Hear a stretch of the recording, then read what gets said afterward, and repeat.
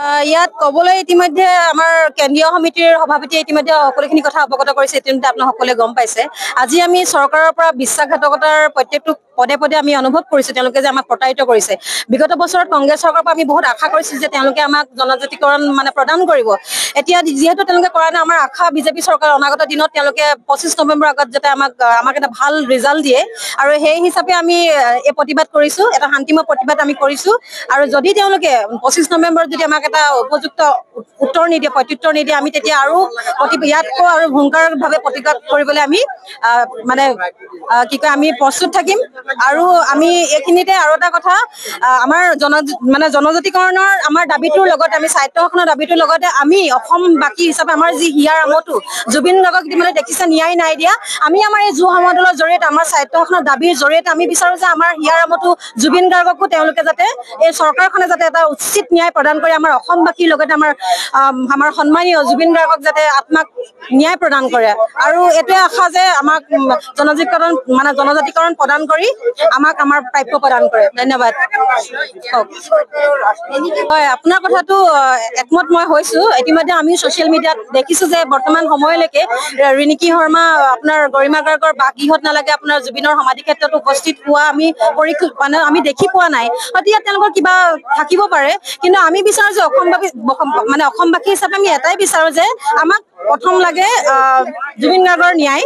যিহেতু তেখেতৰ আকস্মিক মৃত্যুটো আমি কেতিয়াও সহজভাৱে গ্ৰহণ কৰিব নোৱাৰো। আৰু তাৰ উপৰিও আৰু এটা কথা যে আজি আমি এটা বিশাল সমদল যে আহিছো, এটা কাৰণে আহিছো কাৰণ কেলে আমাৰ যোনটো 6 জনগোষ্ঠী আমি 600 বছৰ ৰাজত্ব কৰাৰ পাছতো আমাক ইমান অৱহেলিত কিয় কৰিছে কংগ্ৰেছ চৰকাৰে কৰি গ'লে। এতিয়া বৰ্তমান এইখন চৰকাৰে আমাক যাতে আমাৰ প্ৰাপ্য প্ৰদান কৰে, আমি তাৰ বাবে আশাবাদী। আৰু আমি অনাগত 25 তাৰিখলৈ অপেক্ষা কৰিছো, চাওঁ কি হয়। যদি তেওঁলোকে আমাক এটা ভাল প্ৰত্যুত্তৰ নিদিয়ে আমি আমাৰ পৰৱৰ্তী পদক্ষেপ ল'বলৈ ৰাজনীতিৰ বিৰুদ্ধে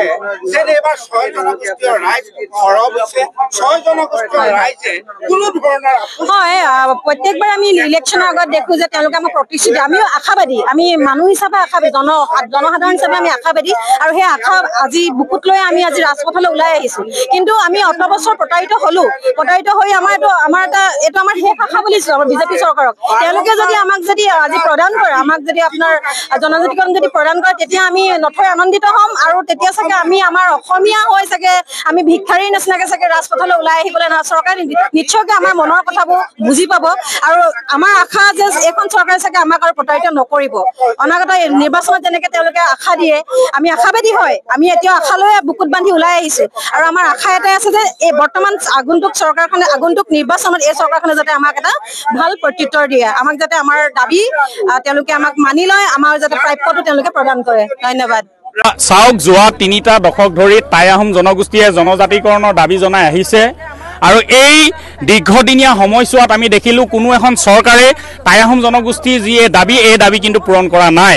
আমি দেখিছোঁ যে ওচৰৰ বাংলাদেশৰ পৰা যি আমাৰ অবৈধ প্ৰব্ৰজন হৈছে, বাংলাদেশী মিয়াৰ যোগেদি যিটো অবৈধ প্ৰব্ৰজনৰ যোগেদি অসমীয়া জাতি অসুৰক্ষিত অনুভৱ কৰিছে, খিলঞ্জীয়াৰ ৰাজনৈতিক ভৱিষ্যত সংকটত পৰিছে। এই মুহূৰ্তত ইয়াৰ পৰা পৰিত্ৰাণৰ এটাই উপায় আছে, টাই আহোমকে ধৰি 6 জনগোষ্ঠীৰ জনজাতিকৰণ, যিটো কথা বিজেপি দলেও কৈ থাকে। আমি দেখিছোঁ বিগত দিনত কংগ্ৰেছ চৰকাৰে জনজাতিকৰণ নকৰিলে।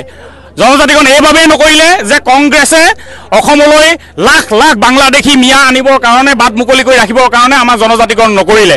আৰু আমাৰ জনজাতিকৰণ প্ৰক্ৰিয়া যাতে স্থবিৰ হয় সেইবাবে অসম বিধানসভাত তেওঁলোকে এটা প্ৰস্তাৱ গ্ৰহণ কৰিলে যে বৰ্তমান স্বীকৃতিপ্ৰাপ্ত জনজাতিসকলৰ আপত্তি অবিহনেহে 6 জনগোষ্ঠীক জনজাতিকৰণ দিব পৰা যাব। এনেধৰণৰ প্ৰস্তাৱ অসম বিধানসভাত তেখেতসকলে গ্ৰহণ কৰি আমাৰ জনজাতিকৰণৰ পথ ৰুদ্ধ কৰিলে, আমাক প্ৰতাৰণা কৰিলে, যাৰ বাবে আমি কংগ্ৰেছক প্ৰত্যাখ্যান কৰিছোঁ। 2014 চনৰ পাছৰ প্ৰত্যেকটো নিৰ্বাচনতেই 6 জনগোষ্ঠীৰ ৰাইজে কংগ্ৰেছক প্ৰত্যাখ্যান কৰিছে।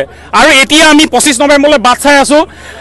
আজি আপোনালোকে জানে 2014 চনৰ আৰু 16 চনত কেন্দ্ৰত আৰু অসমত বিজেপিয়ে চৰকাৰ গঠন কৰাৰ পাছত আমি জনজাতিকৰণৰ আমাৰ প্ৰত্যাখ্যানটো বৃদ্ধি পাইছিলে।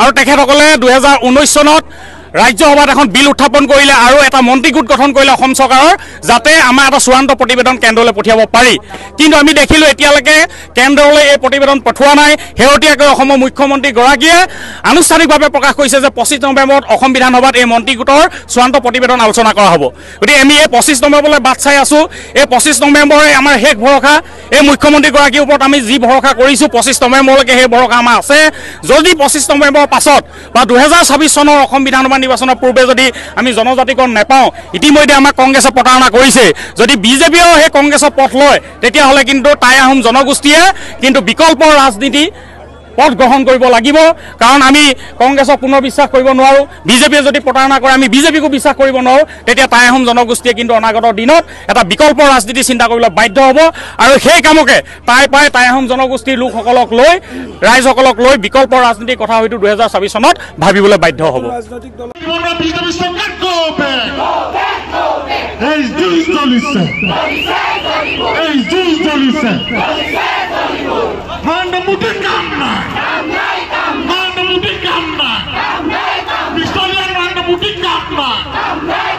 Go back, go back. Go back, go back. Go back, go back. Go back, go back. I fought in the park. I fought in the park. I fought in the park. Hey, Jesus, listen. Hey, Jesus, listen. Hey, Jesus, listen. Let's be a man lucky boy. Let's be a man lucky boy. Let's council lucky boy. Terus council lagi bu. Terus dikeramat lagi boy. Terus dikeramat lagi boy. Terus dikeramat lagi boy.